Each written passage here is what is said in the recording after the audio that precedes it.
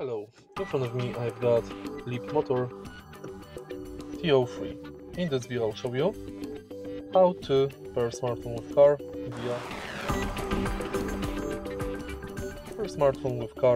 via Bluetooth.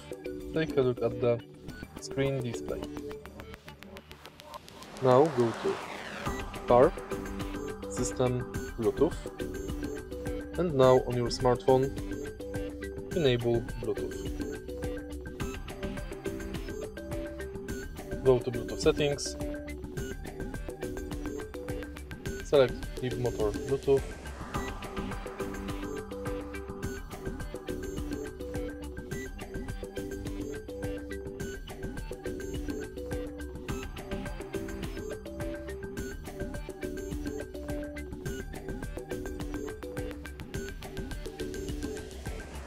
confirm, and it's done.